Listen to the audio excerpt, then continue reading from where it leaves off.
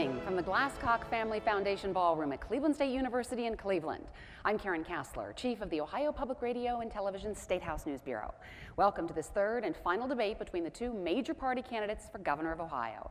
This debate is presented by the Ohio Debate Commission, a coalition of news organizations, universities, and civic groups that came together this year to create better debates for better elections. We welcome those watching and listening throughout the state on television, radio, and live stream, and of course, those here at CSU. Please join me in welcoming our panelists, Jerry Revish, anchor at WBNS 10 TV in Columbus, and Jackie Borchert, Columbus Bureau Chief for the Cincinnati Enquirer. And now I'd like to welcome our candidates, Richard Cordray and Mike DeWine.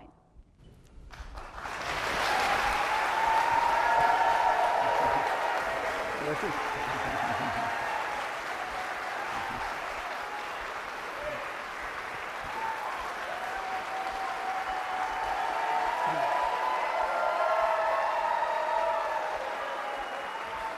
The format for tonight's debate was decided by the Debate Commission in conjunction with the candidates. Our debate will run for 60 minutes. Let's go through that again. The format for the debate was developed by the Debate Commission in conjunction with the candidates, and the debate will run 60 minutes. Both candidates will make opening statements up to 2 minutes long. Then the panel will begin with our questions.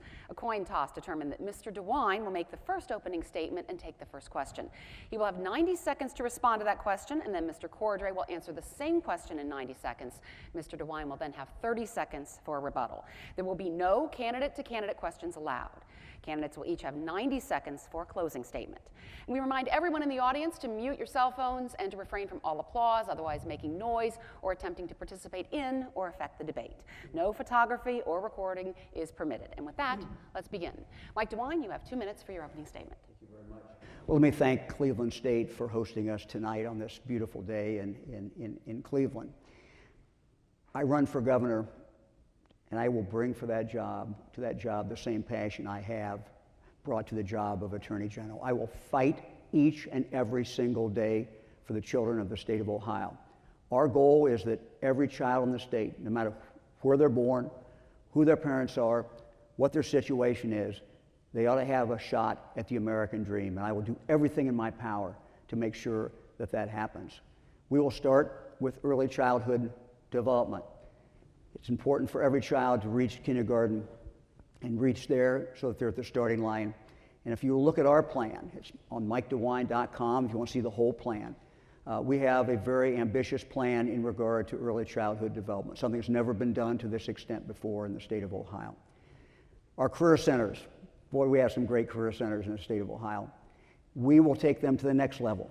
Our goal will be for them to be world-class and the best in the world to preparing young people, and some maybe not so young, for a great career.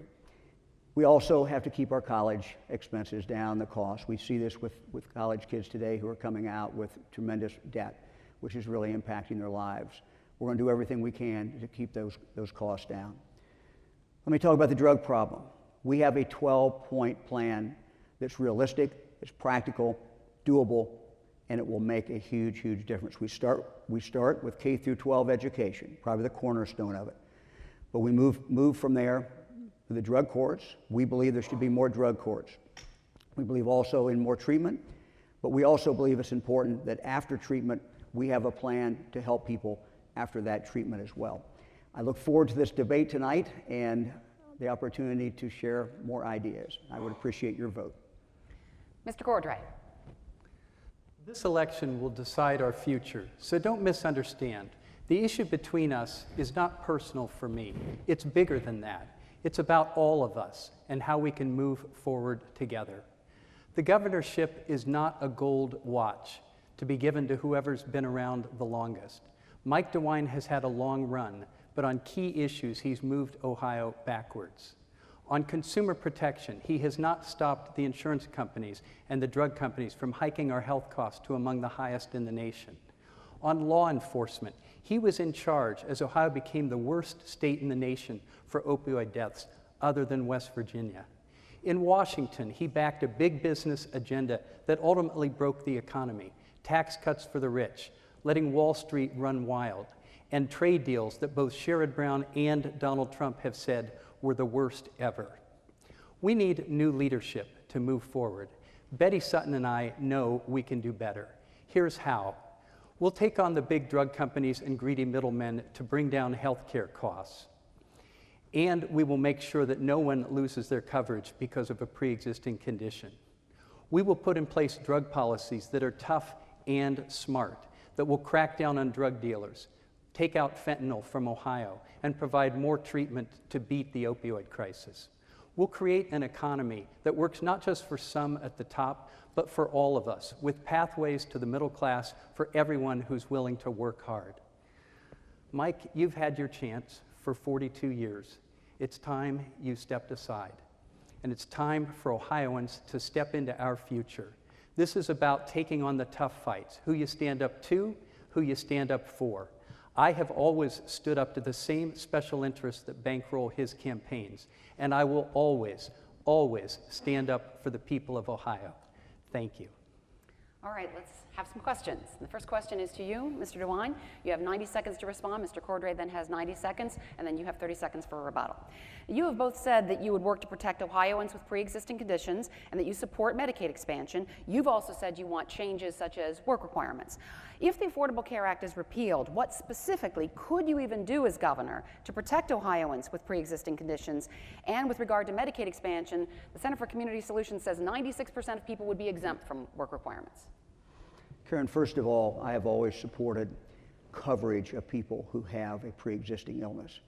How in the world could you have a family as big as we have and not understand the medical problems that people have today?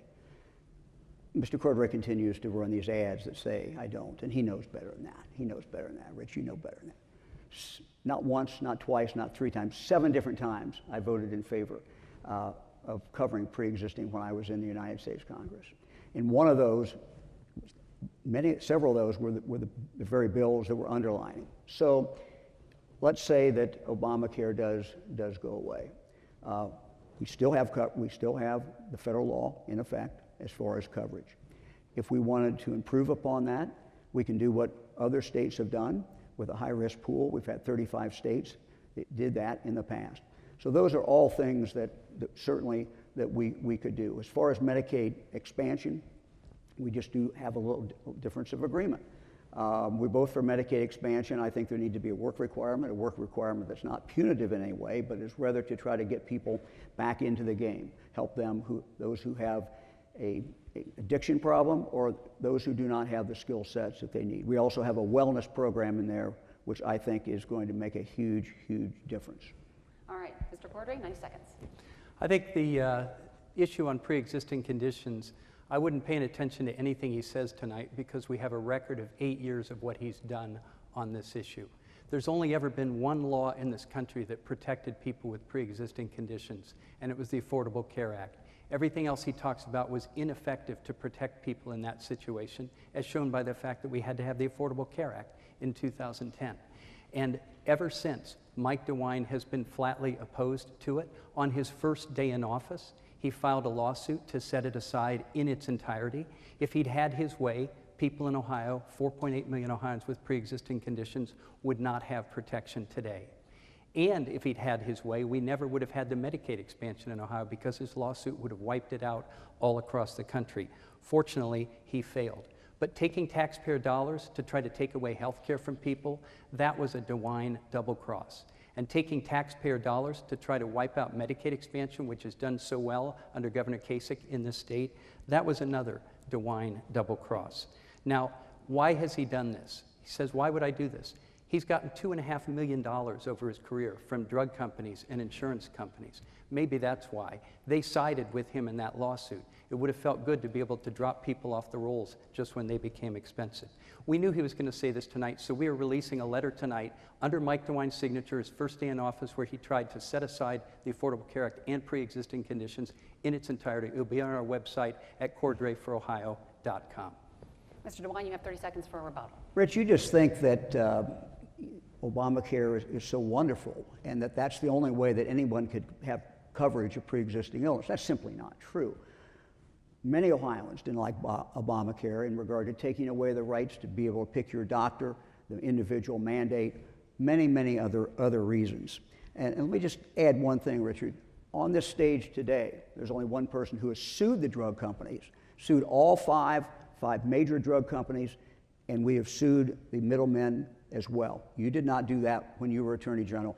I'm the one on the stage who has done that. All right, next question, Jerry Revish. Mr. Cordray, the state's Budget Stabilization Fund, better known as the Rainy Day Fund, stands at almost $3 billion tonight. It's supposed to be used as a cushion against hard economic times in Ohio.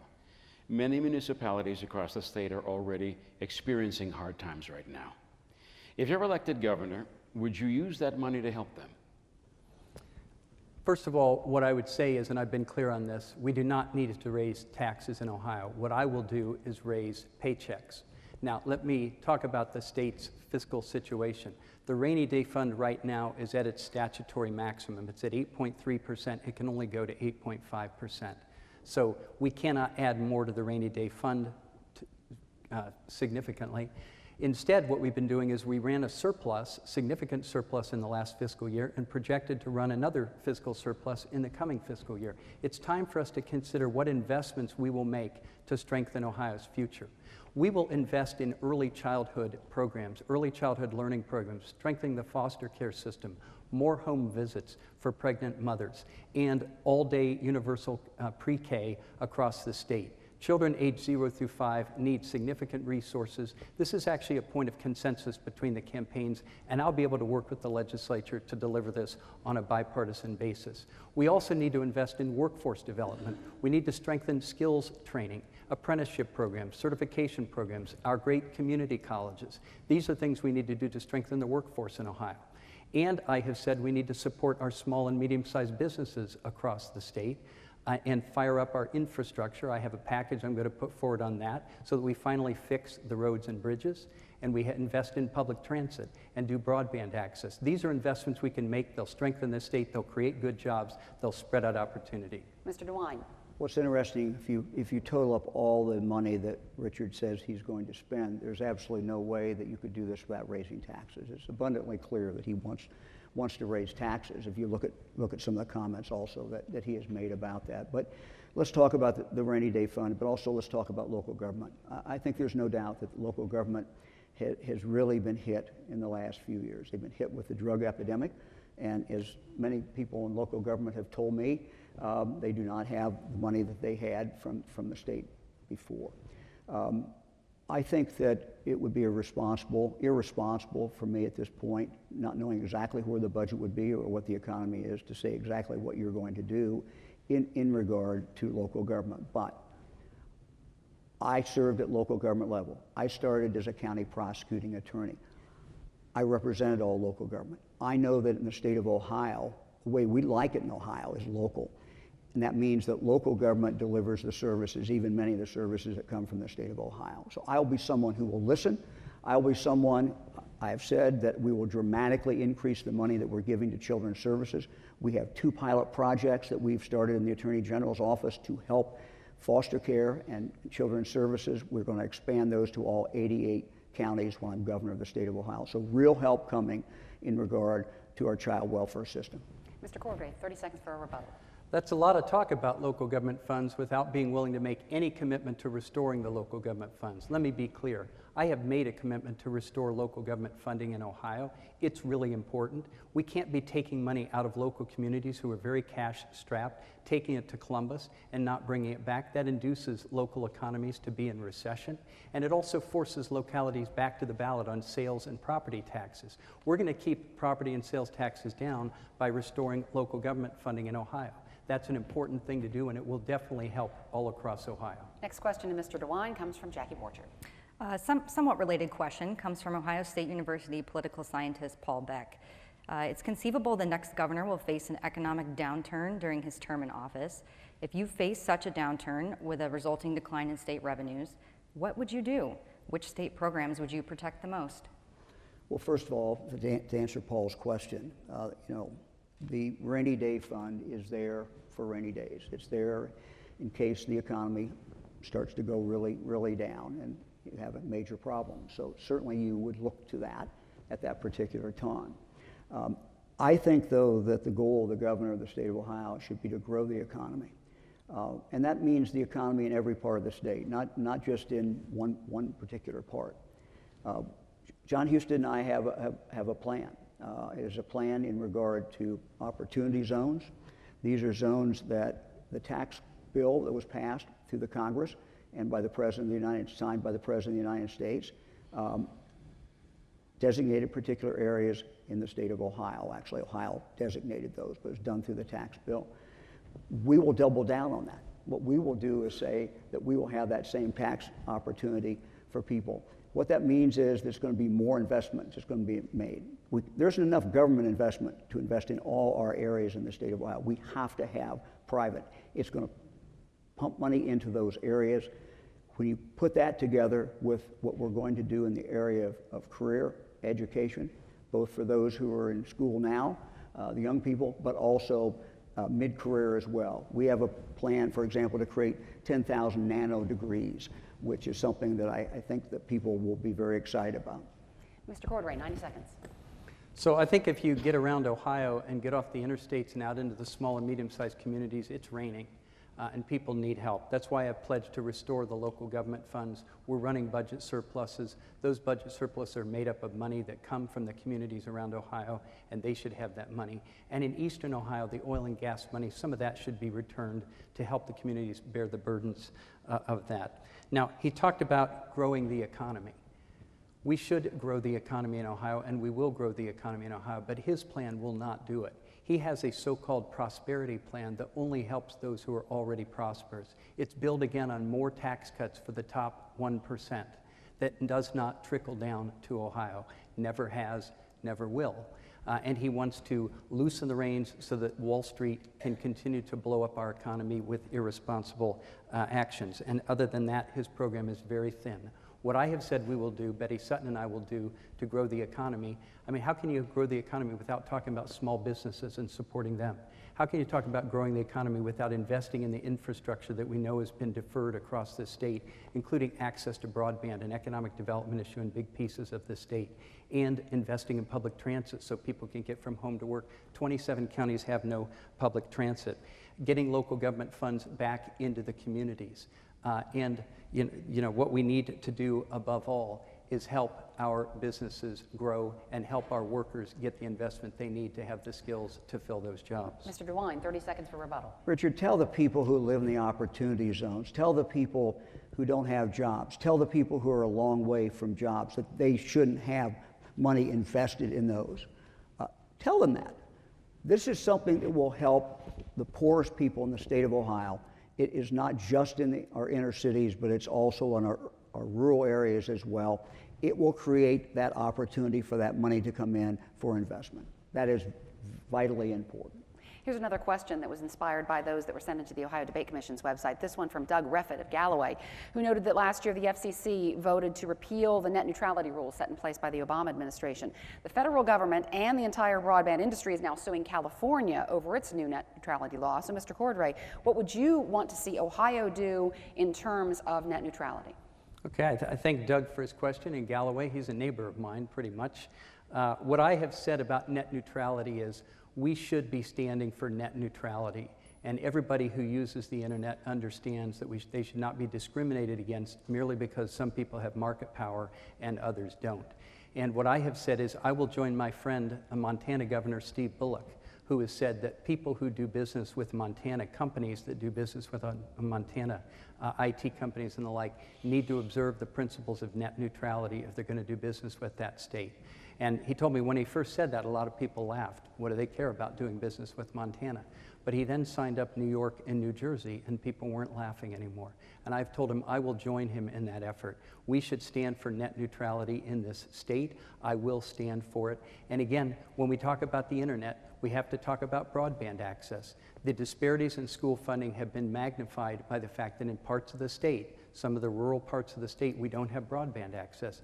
Kids can go to school and work on the internet in school, and then to go home, they have to go to McDonald's to do their homework because they don't have access in their home. and we will make sure that the companies in Ohio do provide broadband access. We will make sure we fill in that map of the state. That's something I'm pledged to do as governor, and that will help us. It'll help farmers who use internet to deal with pricing and all the complications they deal with their crops. It will help us all over this state. Mr. DeWine. We have a great opportunity in this state in the next few years in regard to broadband. Where our highways go, where our roads go, where ODOT is fixing roads, we should open that up. And we should work this out with private companies, give them the opportunity to come in, lay the fiber down, so that we can reach every single part of the state of Ohio. It is essential that we do this, and we need to use that as really an opportunity. If you look at the education plan that we have, one of the things that we talk about is we are going to help schools and teachers have the equipment, have the technology that they need. And whether you're in Adams County or Brown County or Wyandotte County, wherever you are, if you're a child in the state of Ohio, you should have access to that. I want to go back for a moment to something that Richard said a while ago. He was talking about fentanyl. He was talking about getting rid of fentanyl in the state of Ohio. Issue 1, which he supports, and he's Richard, you're very lonely out there. There's hardly anybody else out there besides you. It will cause more fentanyl to come into the state of Ohio. In Ohio, it will become, for under 20 grams, it will be a misdemeanor with no jail time at all. Every state around us is a felony. Where do you think the drug dealers are going to come, Richard? They're going to come right here in the state of Ohio. And anybody who lives close to the border better get out of the way, because they're coming in. Nobody supports this, Richard, except you and the ACLU. Mr. DeWine, Mr. Cordray has 30 seconds. So on broadband, he didn't do anything when Donald Trump's FCC took net neutrality away. He wouldn't stand up to them. Now he promises he's going to bring it. Let's talk about fentanyl, Mike. Fentanyl has exploded on your watch. The Substance Abuse Monitoring Network report said law enforcement reports that drug cartels have flooded our state with fentanyl over the last several years. On your watch. Fentanyl deaths went from 70 a year, understand this, from 70 a year to 3,431 last year. Drug dealers have had a playground in Ohio. While you've been asleep at the switch, you've been the fentanyl failure for Ohio. Time's up. Next question to Mr. DeWine from Jerry Revish. Mr. DeWine, employers across the state complain they cannot find enough people to fill their available jobs.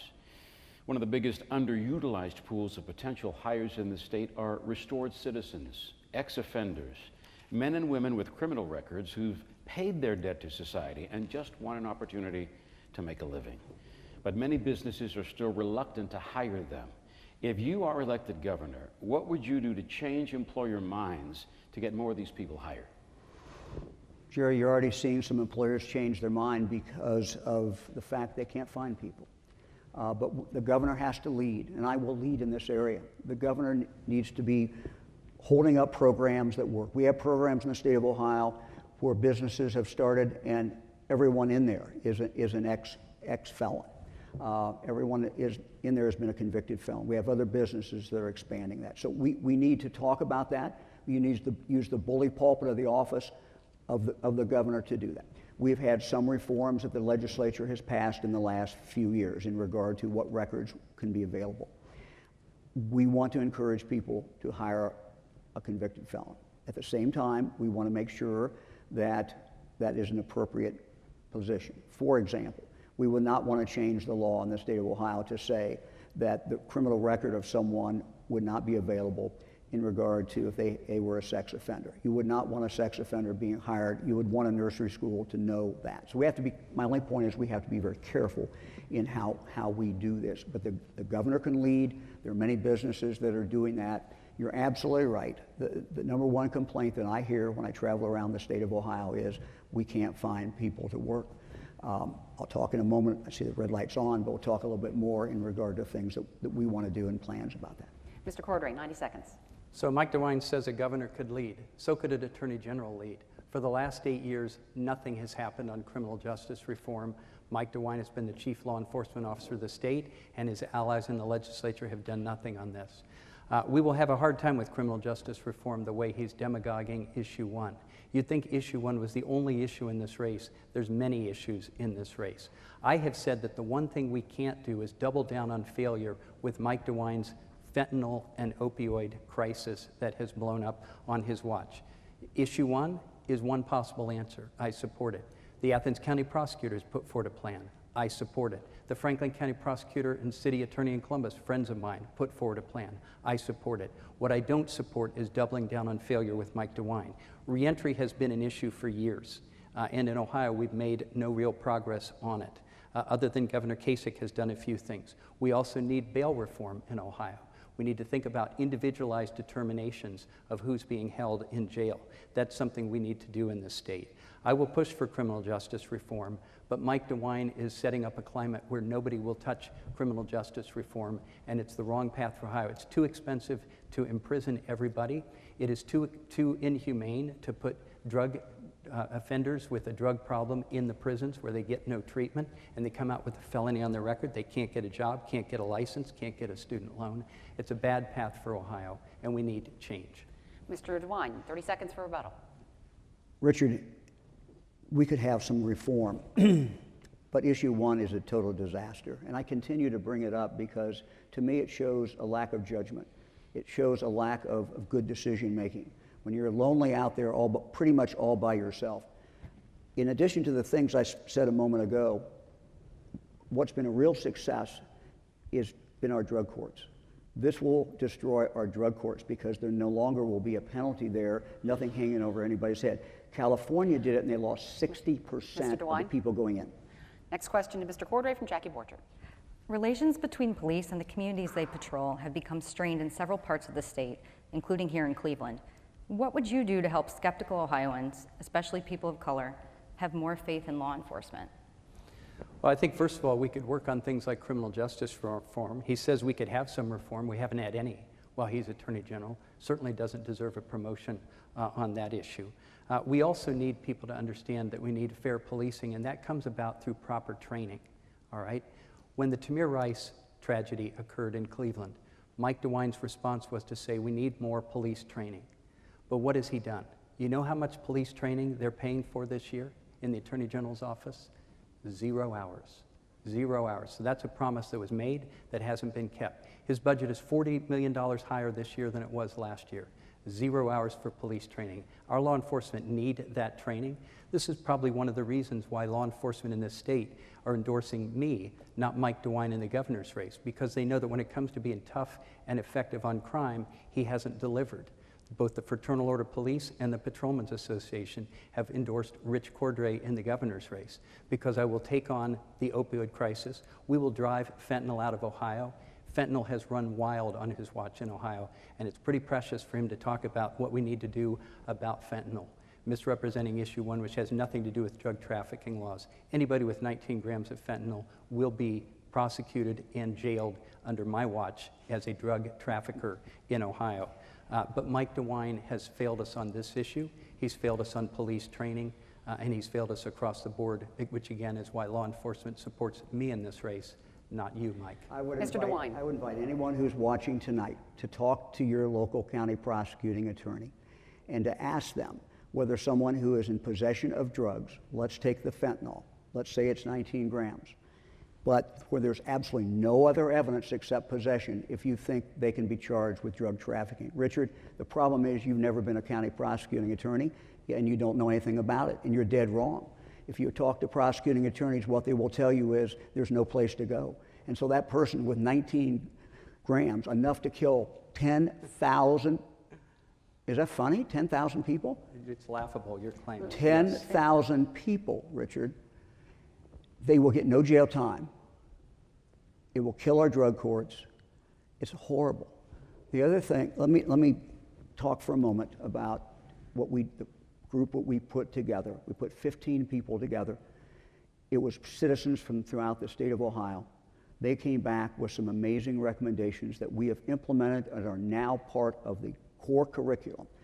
Things such as how do you determine if someone is autistic, someone might have a mental health problem. That's a life and death thing. We are teaching that now. Implicit bias, something that every police officer should understand what their biases are.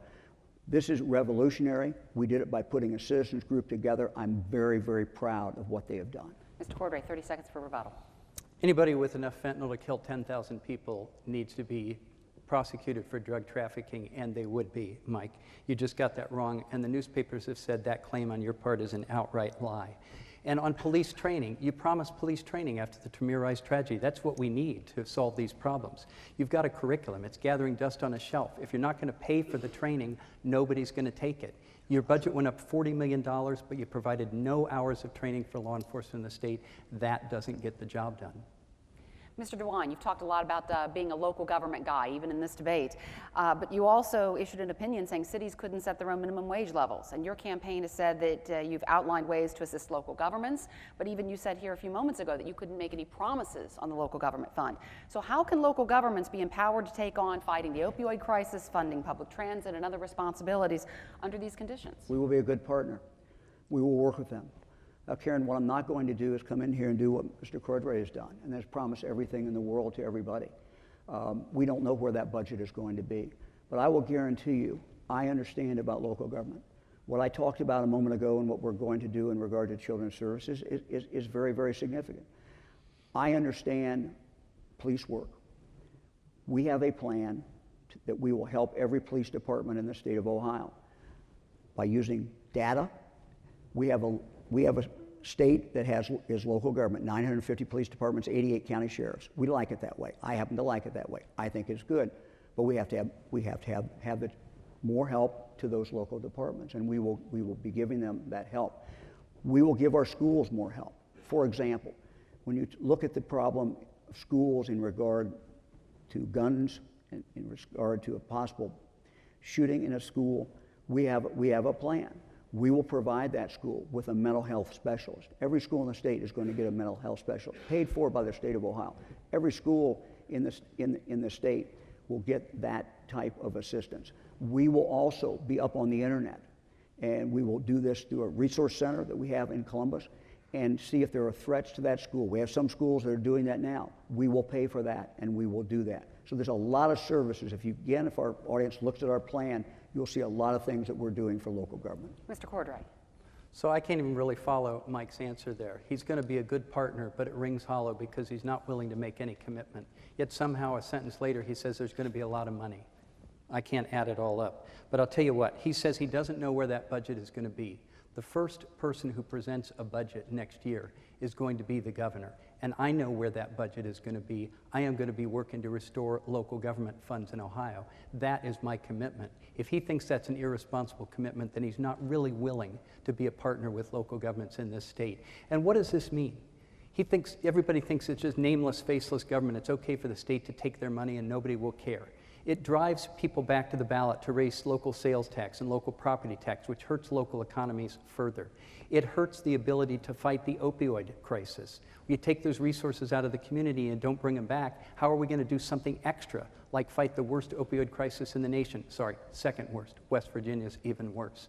And how are you going to protect the safety forces, the police and firefighters who are having to be cut because this money is going to Columbus and it's a rainy day museum, look but don't touch. You know, we need to rethink what we're doing in the state of Ohio. We need to be a real partner to local governments. We need to be able and willing to make these commitments, and I am willing to make them. That's called leadership. To tell us, I'll be a good partner, we'll see, maybe down the road, that's not leadership. That's waiting till after the election to try to address the problems. Mr. DeWine. Richard, you've never led in any office you've held. You had a mess in Washington, 25% of minority, 25% of women. A GEAO report said that they felt discriminated against. It was described as a toxic environment. When you were Attorney General, you left the old rape kits sitting out there, close to 12,000 of them. You never tested a one. I had to test them. When I came into office, BCI was a mess. We fixed it, and we have changed it. You didn't touch it. You were 125 days behind. Mr. DeWine, we need to move on. Next question to Mr. Cordray from Jerry Revish. Mr. Cordray, you say you want to reform Ohio's education system. Among your plans is a call to reduce the number of standardized tests students take. That's right. How much testing would you eliminate, and what metric would you use to determine whether a student is actually learning anything? So there's a number of things that we need to do to improve education in Ohio. I've talked already about my early childhood learning program, which I think is quite important. We can't have kids get to K and already be well behind in the state of Ohio. But in K through 12, there's two things we need to do in particular. We need to think about the funding of our schools, and we need to think about what actually goes on in the classroom. On the funding of the schools, we need to get the money back from failing charter schools. They were so indulgent of ECOT. They so looked the other way. They were getting millions of dollars in campaign contributions, tens of thousands to my opponent, tens of thousands to his running mate, some of which has not yet been returned or given to charity. That money needs to come back into the schools. But what happens in the classroom, Jerry, is we've had way too many unfunded mandates laid on the classroom in Ohio, and they've piled up over the years. We have too much standardized testing, high-stakes standardized testing. Nobody does that when they get out into the workforce. We need to rethink our approach. And by the way, the ones who are telling me the most about this are our teachers. Our teachers are trained to teach. They need to have Columbus lay off and give them more latitude so that they can teach effectively. And some of these things, the school report cards, the school district report cards, they're almost cartoonish, and I don't really understand what purpose some of those are serving. But we will reduce testing to the federal minimum, and then we will look to see if we can get some waivers to reduce it further. Because teachers tell me there's so much time out of the classroom, there's so much time spent preparing for the test, they can't engage the students and create the magic in our classrooms that has raised all of us in Ohio. Let's move on to Mr. DeWine, 90 seconds. We've found something that Richard and I agree on, and that has to do if there's too much testing. When you talk to teachers, when you talk to students, when you talk to parents, needs to be less testing, needs to be more learning. Fran and I have 8 children. One of our youngest son is a teacher, his wife is a teacher, and so we see some of these things through their eyes as well. Early childhood development is the most important thing that we can do. That's why we have a plan to triple the number of home visits to at-risk moms. Meet that mother, talk to that mother, go into her home when she is pregnant with that child, help her with nutrition, help her with education, help her to become a mom, help her to do what needs to be done to prepare that child to go to school. Our challenge in this state is that we need to get kids ready for kindergarten. We need them to be at the starting line.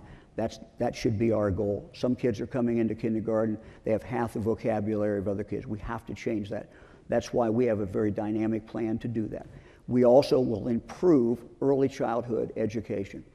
The state is paying for some early childhood education. The tragedy is that 80% of that is not excellent, it's not high quality, and we know from statistics that it has to be high quality or it does not really make the difference.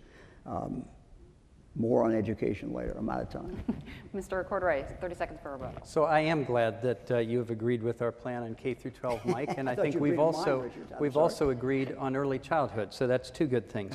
Where we haven't agreed is the mess and the scandal in state government that is ECOT. $186 million stolen from the state of Ohio on your watch. No accountability for a school that had a 39% graduation rate, and you did not file a lawsuit until you actually were running for governor and all the money was gone, and we will not get that money back on your watch. Maybe some future attorney general will do something about it. Next question, Jackie Borchert to Mr. DeWine. Ohio spent just $40 million last year on public transportation, less than 1/3 the recommended amount. And local transit authorities are facing a loss of $209 million in sales tax revenue next year. In what would be your first state budget? What role should state government play in supporting mass transit? And how will you ensure access to public transportation that meets Ohio's needs? The state has to play a role. The state has to be a good partner. I will do what I will do in other areas, and that is I'm a very good listener. I'm someone who travels the state a lot. I will be in every community. We will listen to what the leadership of Cleveland, for example, says about that. One of the big problems that we see is people who live in one area, but their jobs are another. They are poor. They do not have the transportation. So that has to be a real focus. Now, one of the things that John Houston and I want to do, that Mr. Cordray apparently is against, but is to double down on the enterprise zones, because what we can do by having the enterprise zones and opportunity zones is encourage businesses to invest in those, and you will have the jobs there in the area where people are. That makes a huge, huge difference. I want to respond for a moment in regard to ECOT. Richard is wrong about ECOT. I'm the only person, again, on this stage who has taken action against ECOT. And it was not when the election started, Richard. It was well before that. I took action. I sued ECOT. Richard did not. I have been all over ECOT. We have won at every stage of the case all the way through. No action could not really be taken until the Department of Education made a decision. Once they did that, we filed suit, and we were all over it. Mr. Cordray. You're all over it, but the $186 million is somewhere else and not in the state's coffers. The question was on public transit, and all I heard you say was the state has to play a role, but you won't tell us what it is. I've said very specifically what I'll do. We will put a bonded finance package on the ballot for the voters to approve. They've approved infrastructure 4 times in the last 30 years. Revolutionary, for the first time, we will support public transit as part of that. We will get that in place. Why is it important? Because we need to make that investment in Ohio. Half the states have that investment, we don't. But secondly, we need to get that in place because eventually the federal government, which promised infrastructure but hasn't delivered, will bring it and bring funding. If we have our plan already in place now, while interest rates are low, which is the smart thing to do, there likely will be state and local match on that federal program. We'll have our ducks in a row and we'll be able to leverage the maximum federal funds to really build public transit in the state. But to have 27 counties where there's no public transit, you can't get from home to work unless you have an operating vehicle, is unacceptable in Ohio. And we need to think about that, particularly in our cities. We know public transit is a crying need. We've never financed it. To say that the state has to play a role, but he's not willing to do anything. I've heard him talk about blue ribbon commissions, which is another excuse for I'm not ready to lead, but we'll tell you about it sometime after the election. Doesn't get the job done for places like Cleveland, who need to see a commitment and leadership from the state government on this. And I have a very specific approach that Betty Sutton and I have laid out that will help us get this done. Time's up. Richard, Mr. DeWine, 30 seconds. you spend most of your time on the attack instead of talking really about what you think should be done in the state of Ohio. And again, you continue to mislead people on ECOT and so many other things. ECOT was something that you could have taken action on. There was a auditor's report which clearly showed that there was a problem, and you did absolutely nothing at that time. Mr. Cordray, several people from around Ohio submitted questions to the Ohio Debate Commission regarding abortion, specifically the law in the state to defund Planned Parenthood, which is now in federal court, as is the ban on abortions after a Down syndrome diagnosis. If you win as governor, it's possible and even likely that you'll be working with a Republican-led legislature, which has helped pass some of these laws, actually has enacted these laws. With this in mind and the confirmation of Judge Brett Kavanaugh now on the Supreme Court, how would you keep your promise to protect reproductive rights? Okay, the first thing I will do is I will protect reproductive rights. Betty Sutton and I will protect them in this state. Mike DeWine has had no respect for those rights. He's gone so far now as to say no exceptions even for rape or incest. That's too extreme for Ohio. This legislature has passed 21 restrictions on a woman's right to choose in the last 7 years. And Mike DeWine has cheerled them all and defended them all, even the ones that were unconstitutional, either ones where you and I ended up paying attorney's fees to the party out of taxpayer monies. I will tell the legislature, don't bring those bills to my desk because I will veto them. He has said he will sign a heartbeat bill. That heartbeat bill will set back the business climate in the state because it's too extreme. John Kasich vetoed it, but Mike DeWine has said he will sign it. A woman's right to choose is something, and to make their own health decisions is something we should be protecting in Ohio, and I will protect it. Let me say what else. If we get this out of the way, this obsessive, manic obsession with defunding Planned Parenthood, taking away health care there, and restrictions on abortion, we can actually make progress on maternal health issues where the legislature has neglected them. Prenatal care, postnatal care, infant mortality, which we know is a crisis in this state, particularly in the African American community. The legislature has done nothing about it. We need to reprogram them in a different direction so they can be more helpful in terms of helping the state move forward on real problems that we're experiencing right now. Mr. DeWine, you have 90 seconds. Karen, thank you. I'm pro-life. As you know, Fran, I have 8 children. We value human life, as all people do, whether they have children or don't have children. But I believe that the essential function of government is to protect the most vulnerable members of society. That includes the unborn.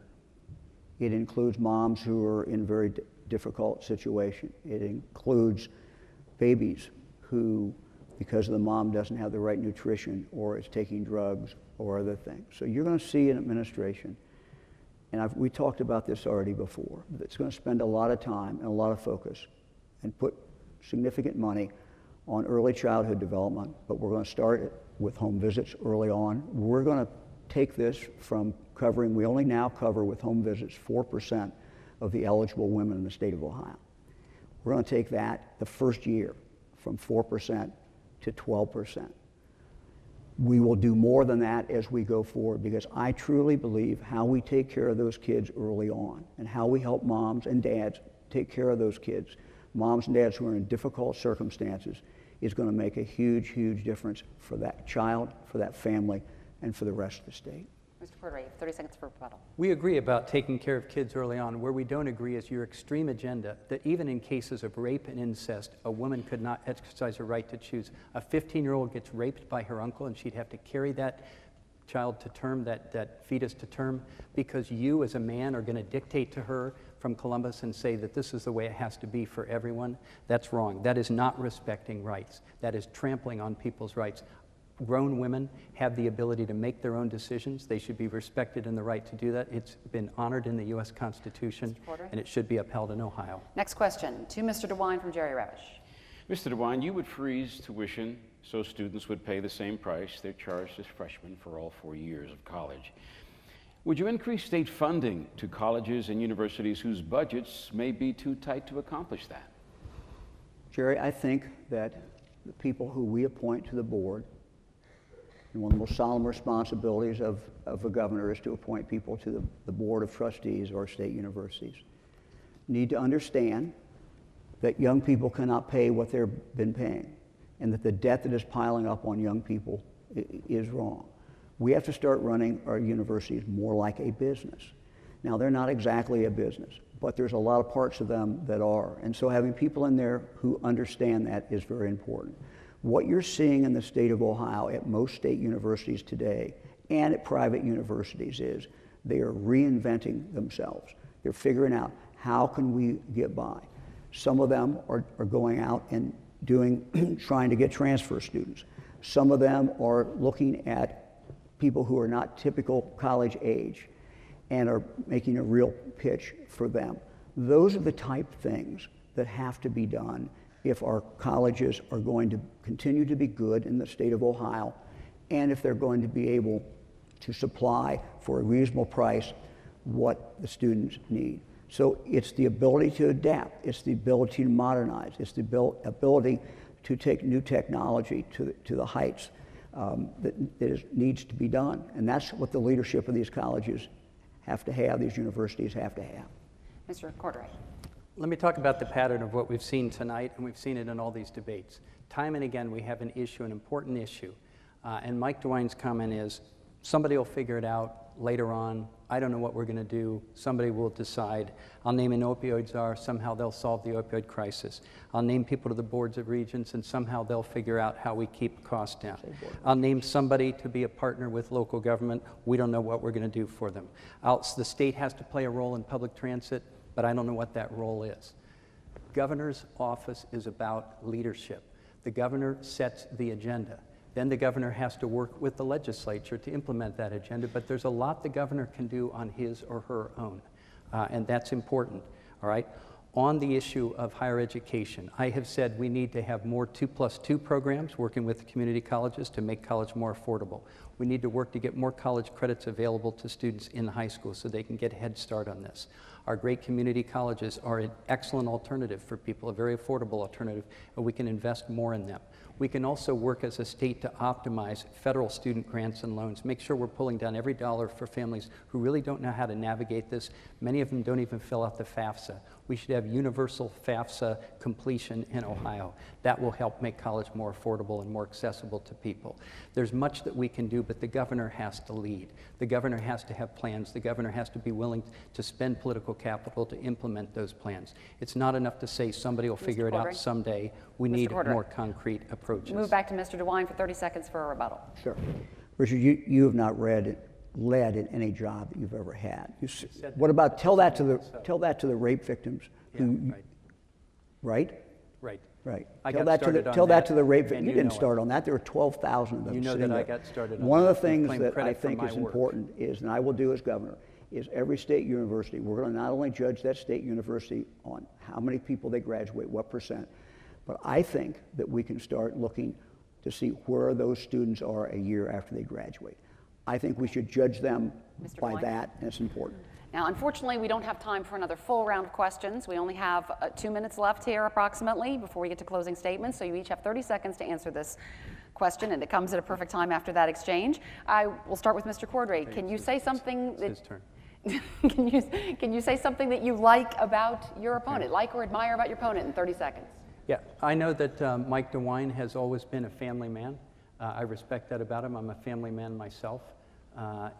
As I said, this is not personal between him and me. To me, this is about how we're going to lead the state of Ohio. It's about all of us. That's what's at stake here. It's not whether Mike DeWine and I like or don't like something about one another. That's really not very important. What's important is how do we move forward so that Ohio makes progress? How do we move forward so that we solve these problems? How do we present the voters with alternatives so that they can know we're going to improve their lives? That's what I'm all about. All right, Mr. DeWine, you have about 30 seconds to. I think Richard's a great family man. I will tell you an anecdote. When I won the election, a close election against Richard, the last time we ran against each other, he was very good in the transition, did absolutely everything that he could do to make the transition smooth. All right. Leading on ending on a little bit of a positive civil note here. So let's go now to closing statements here, and we'll start with you, Mr. DeWine. Well, thank you very much. I run for governor because I know that I can make a difference. Throughout my career, I've been able to take problems on and to fix those problems. And the way I've done it is to bring people together. And I've brought Democrats, Republicans, Independents, and got them together. I did it in the United States Senate on children's health issues, for example, foster care, adoption. I have done it as the Attorney General on the rape kit initiative. I worked with Tim McGinty, Democrat, prosecuting attorney here in Cuyahoga County, along with the sheriff, along with the chief of police and the police department. We got those cases. We worked together to get those cases prosecuted. I have done the same thing with Sheriff Tharp, the sheriff in Lucas County. Sheriff Tharp, a Democrat, called me a couple years ago and said, I have a plan. I want to help get people who are at the hospital, who have overdosed. I want to get them from the emergency room, but I want to get them into a real good program for treatment. We worked together on that. It's been an amazing thing together.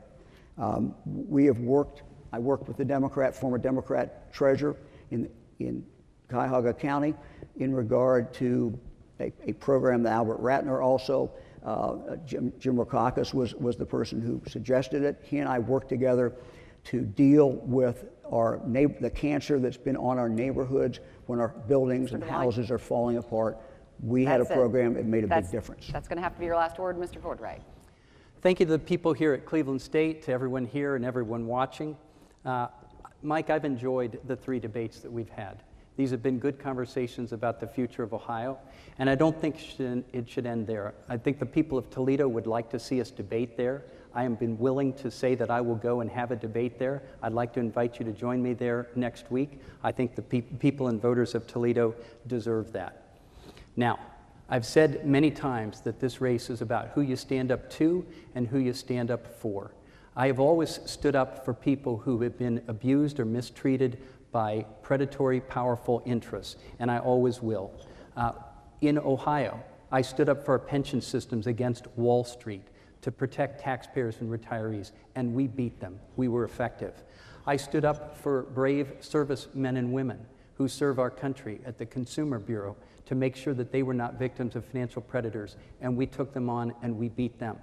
I faced down the big financial companies to protect consumers and put $12 billion back in the pockets of 30 million Americans. You want to talk about my record there? That's what I did, Mike. Betty Sutton and I will move this state forward. On health care, we will make it more accessible and more affordable, and no one will be denied coverage based on pre-existing conditions. Skills training, support for small businesses, and beating the opioid epidemic. Tomorrow is the last day to register to vote, and Wednesday early vote begins. Betty Sutton and I respectfully ask for your vote, a vote to step into our future, a vote to put Ohio right, Mr. families ahead of Cordray. special interests, and a vote that That's counts. the end. That's Thank the last you. word. Mr. Cordray, Mr. DeWine, thank you very much for Thank you. participating tonight. Audience, you can applaud now if you'd like.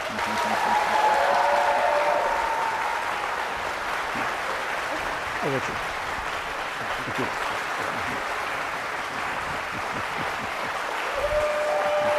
All right, a little bit of business here. Okay.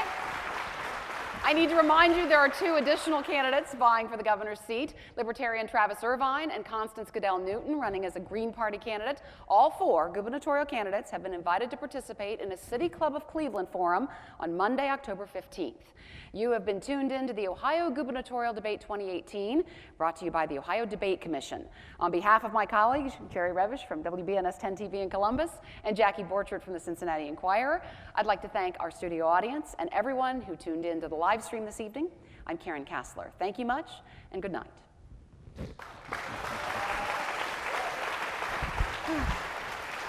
Nice to be with you tonight.